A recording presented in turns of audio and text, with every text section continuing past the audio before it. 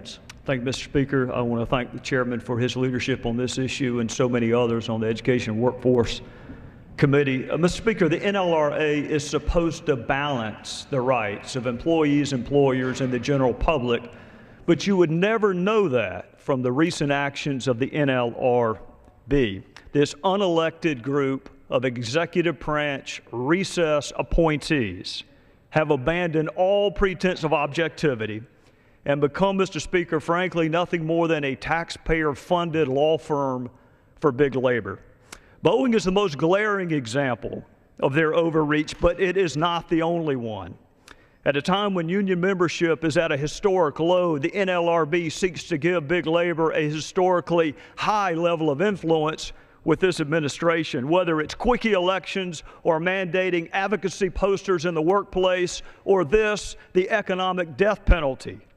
The NLRB is out of control, and it needs to be reined in so it does not do even more damage to this fragile economy. With respect to the bill at hand, which my friend and colleague, Mr. Scott, seeks to remove a single remedy from the arsenal of the NLRB, leaving a dozen other remedies.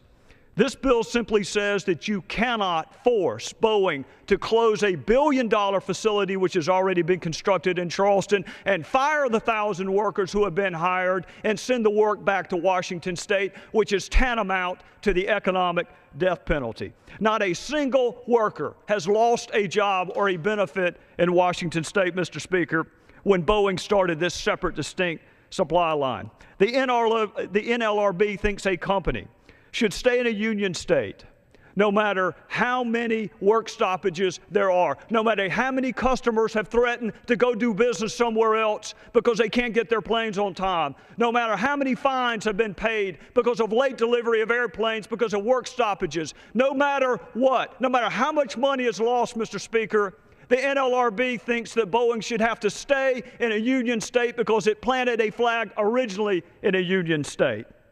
This Congress has limited civil remedies when they have been abused.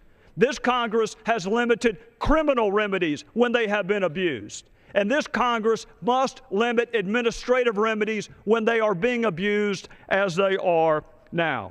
Even the Chicago Tribune, Mr. Speaker, hardly a bastion of conservative thought, acknowledges that the NLRB is out of control.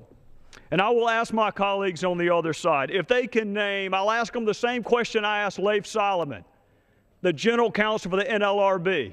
Can you name me a single solitary worker who has lost a job because of Boeing's decision to start a separate line of work in North Charleston? Can you name me a single solitary worker who has lost a benefit or suffered any recrimination